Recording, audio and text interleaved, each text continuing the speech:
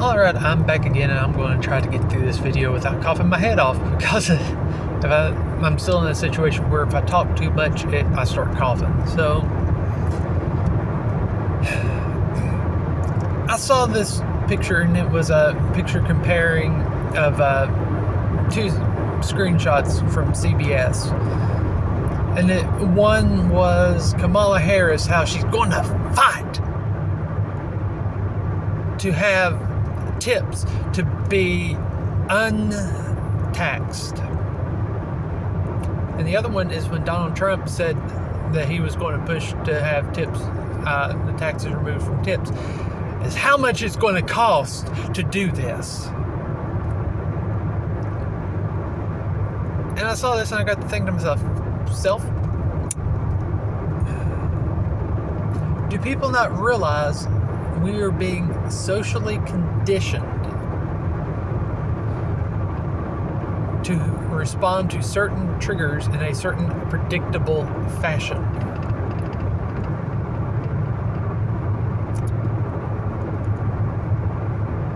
And indeed, it's true. There's a long history of, including by the governments, of using social manipulation, social conditioning to manipulate the people to get what they want, to respond in the way in which they want. Whether you're wanting to talk about Pavlov's dog, or what was it, Milgram's shock experiment, where they tested to see how far people would go in order to comply to save themselves.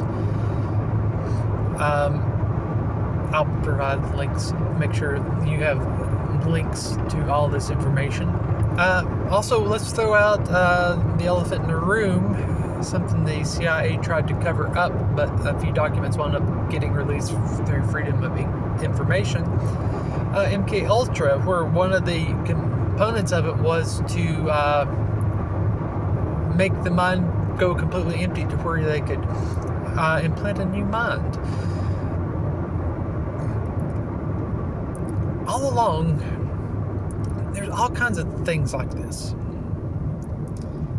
And when you get people conditioned to respond a certain way using certain languages, or language, vernacular, or however you want to pronounce it, or however you want to say it, you can get them to react in a predictable way. And what we're seeing in this particular screenshot is just that. The whole premise behind it is to get you to look more negatively on Trump than Harris, by taking the same argument and rephrasing it a different way.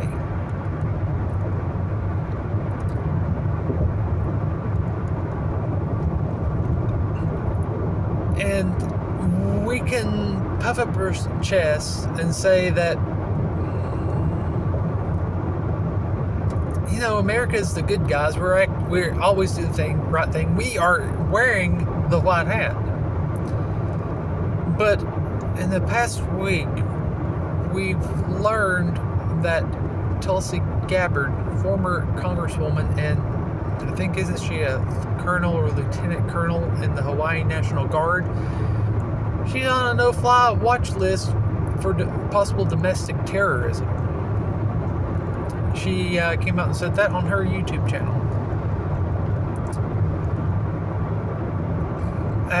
And that happened, she found that out a day after she went out and spoke critically of the government.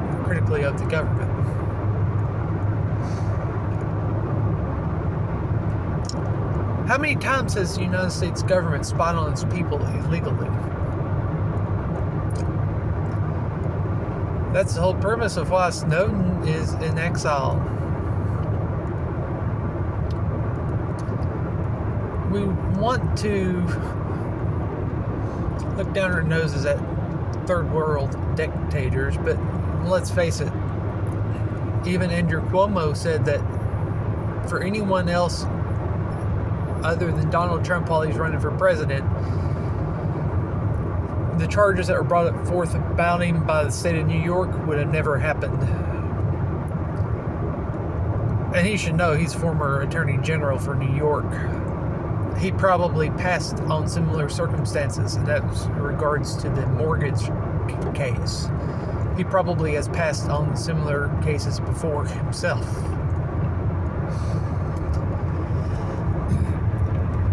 There's a certain degree of moral or of ambiguity.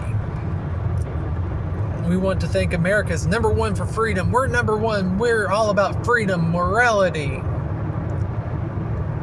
Are we really? We thumb down our noses of people like Putin, and let's face it, he's definitely no saint. But there's been some times he's brought some good information forth. You have to remember ISIL, the Islamic State. He's the one that came out and said that the United States was funding them at the same time we were at war with them.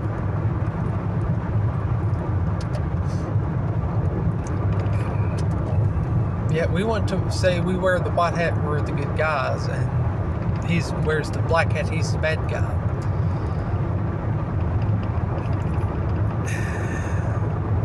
Sometimes good people don't always act so good. Sometimes they do the wrong things for the right reason and the right thing for the wrong reason. And sometimes you can say the same things about the bad guys.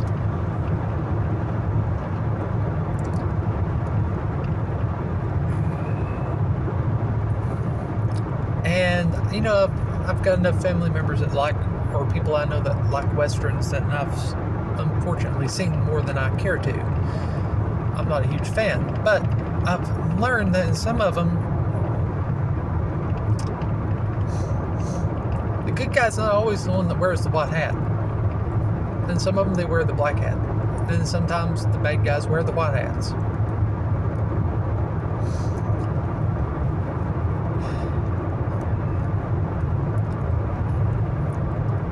And it definitely muddies the water a good bit. The thing is, you have to judge the situation, and you have to be honest. You have to be fair and impartial.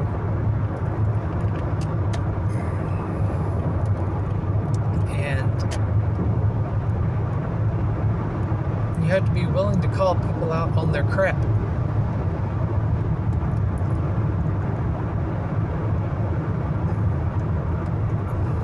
In a free society, in a true free society, freedom and liberty comes with process. There are processes involved. One is with freedom, and the more free you are, the more inherent risk that will be involved, the less safe you will be, because more things can happen. You're going to have less oversight to protect you, a government oversight to protect you. But another cost to freedom is vigilance. Because anytime you have a situation where you can have a position of power over others, especially, you're going to find that cream's not the only thing that floats to the top. And we've seen this recently with Bob Menendez, who got convicted of acting as an agent of a foreign state. Which, by the way, he still has not resigned, and they've still not tried to remove him from office like they did George Santos. Definitely some bias there. But let's consider it. You're going to have people that are going to act in the interest, that will get in there just to act in the interest of other people, their wealthy donors, or the big corporations that pay them. I'm looking at you, military industrial complex. or even other countries. We can't rely on them to always think in terms of doing what's best for us. We have to remain vigilant and make sure they are acting in the way that is best for us. And if they're not, we have to do what we have to do to get rid of them, to remove them from office.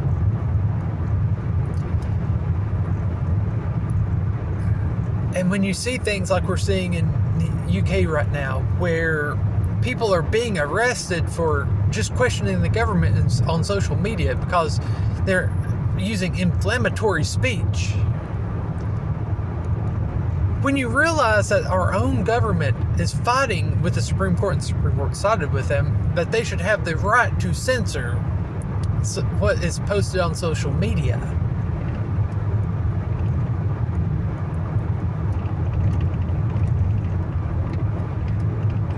How much more do you have to see to realize we're moving toward down a dystopian path toward what we see in places like Russia and North Korea? Oh, yeah, we're nowhere near that bad yet. But if we don't take corrective actions now, we very well could wind up down that path. Is that something you really want? I don't. And at what point do we realize that we have been conditioned to do this, to make the decisions, to go down this path for decades? I remember my entire life hearing, this is the most important election in our lifetime. Our way of life is at risk. If I'm not elected, our very democracy as we know it could come to an end. How many times have we heard them say stuff like that? How many times have we allowed it to divide us? To vote for the, quote, lesser of the two evils, rather than going and looking into third-party candidates that may very well be the better option. How many times have we allowed this to happen?